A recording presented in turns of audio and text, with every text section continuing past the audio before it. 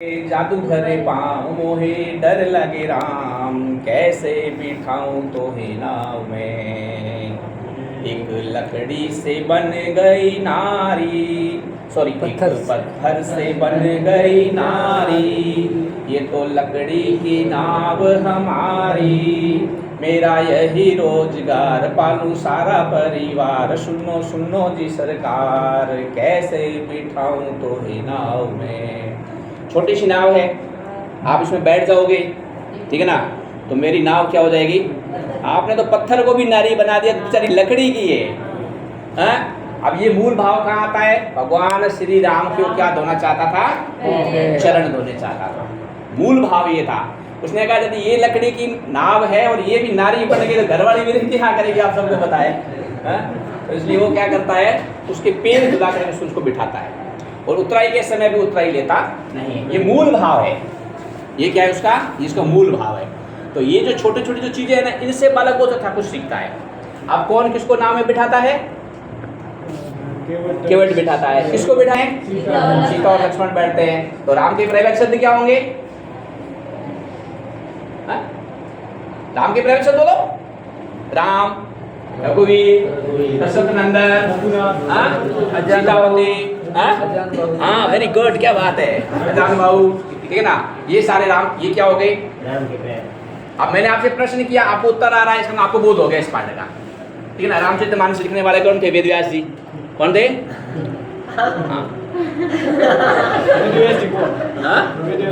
तो कौन थे, कौन थे, तुलसीदास जी। रामायण लिखने वाले,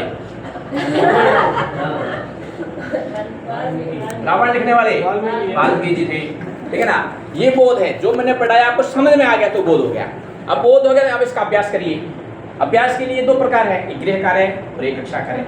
कुछ काम यहाँ करो, कुछ घर से करके आओ, ठीक है। घर से करने के लिए दिया, ठीक है ना, राम की प्रैवक शब्द लिखो, ठीक है ना। नाव किससे बनी थी, लकड़ी से बनने वाले, और कुछ आम लिखो, ठीक है ना। नाव को चलाने वाले को क्या कहते हैं, प्रश्न दे दिया, नाविक बल्ला, ठीक है ना, ये प्रश्न दे दिया, ठीक है ना। धोबी का काम क्या है, नई का काम क्या है, ये सब अलग अलग प्रकार के प्रश्न है। उसने भगवान को ऐसा कहा कि धोबी से धोबी नहीं लेता, नाई से नई नहीं लेता, उन दोनों की समान काम है, तेरा और मेरा काम भी एक जैसा है। अब राम का उनका समान काम कैसे हो गया, वो तो बल्ला था, वो नाव चलाता था, वो तो भगवान थे, दोनों का समान काम कैसे हो गया। उसने कहा कि मैं नदी पार करा दो, आप भवसागर से पार करवाते, दोनों का काम एक जैसा है। अब यहाँ क्या भाव है, यहाँ देखो, यहाँ ये भाव है, पढ़ना आएगा ना रिंकू जी, पढ़ना आएगा ना। भाव ये, मैं अच्छा हूँ, मैं ही अच्छा हूँ, यहाँ भाव ये आएगा। कौन सा भाव आएगा, उसके मन में कौन सा भाव आया, मैं ही अच्छा हूँ, मैं ही अच्छा हूँ, मैं अच्छा हूँ और मैं ही अच्छा हूँ, ये भाव नहीं आया ना। हाँ, इसमें क्या आया, इसमें क्या आया, इसमें समानता, स्वाभिमान आया। जो आपका काम है वो काम मेरा भी है, ठीक है ना, मैं अच्छा हूँ, ये भाव आया। ये भाव नहीं आया। वो सुना होगा ना, राम जब रावण को मार करके वापस लंका आए,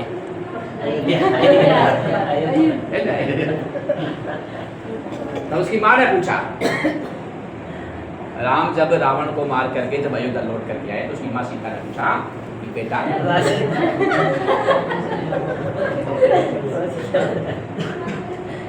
हुआ, वो बड़ा होता है, बड़ा होता रस्ता है, सबको देख हंसते हुए देख रस्ता है, तो पूछता है वो की, तो बात सुनाते तो आप लोग रस्ता है, ऐसा हुआ क्या, नहीं। और सत्या ने पूछा, और सत्या ने पूछा कि बेटा रावण को मार करके आ गया, तो उसने बढ़िया सुंदर जवाब दिया। क्या कहा, माँ मैंने राम को नहीं मारा, रावण को मैंने मारा, मैंने रावण को नहीं मारा, रावण को मैंने मारा। समझेगा भैया जी, पीछे वाले, पीछे से आगे वाले, आपसे पीछे वाले, हाँ आप समझे। कौन समझ गया, काफी लोग समझ गए। मैंने रावण को नहीं मारा, रावण को मैंने मारा। मैं कहूँ ना अभिमान, जो अभिमान था उसको लेकर के डूबा, अहंकार। अब आप मैंने तो ये दो बातें बताई, मैं वाली हुई, मैं वाली, आपको समझ में आ गई ना? ये क्या हो गया? ये बोध हो गया। ठीक है, अब आप इसको अभ्यास करो, ठीक है ना? मैं अच्छा हूँ, मैं अच्छा हूँ,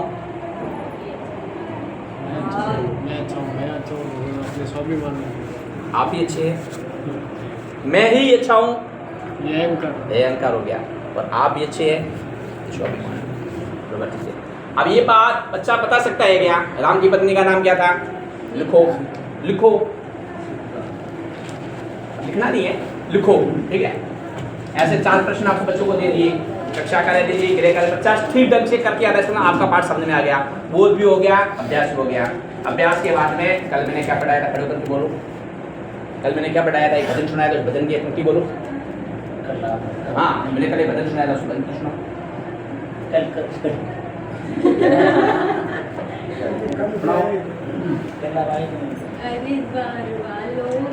रेडी?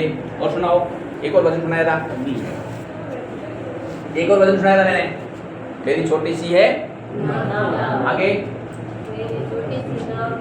कदू भरे पाँव मोहे डर लगे ना। यदि आपको आता है, इसका मतलब आपने क्या किया? उसका प्रयोग किया है। अभ्यास तो आपने कर लिया, प्रश्न कर लिए, इसका प्रयोग किया है, प्रयोग हो गया, ठीक है ना? अब मुझे याद हो गया, अब मैं कक्षा के सामने खड़ा होकर कहीं भी प्रवचन दे सकता हूँ। राम कौन था, राम की माँ कौन थी, सीता कौन थी, लक्ष्मण कौन था, भरत कौन था, मैं भजन सुना सकता हूँ। कहीं भी खड़े होकर के राम के बारे में, तुलसीदास जी के बारे में, और रामचरितमानस की जो 11 कांड है, कुल कितने कांड है? 11। कितने हैं? अरे बोलो, सिर्फ पीछे तो बोलो, कितने हैं? अरे नहीं है, 7 है।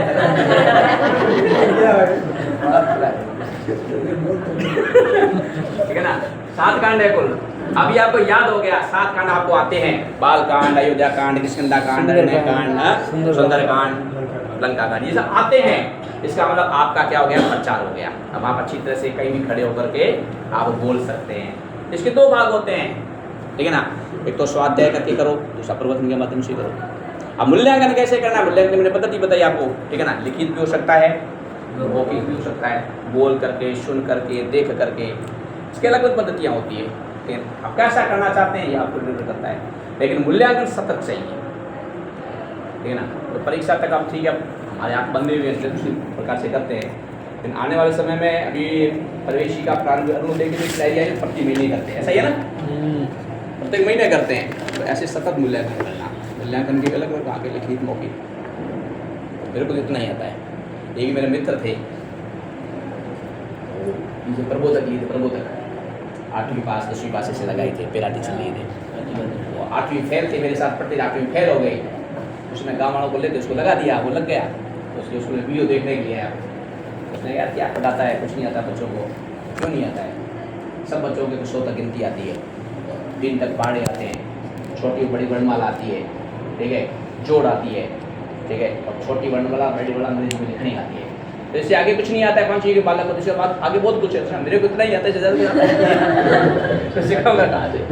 ठीक है, अपने को इतना ही आता है, ज़्यादा कुछ नहीं आता है।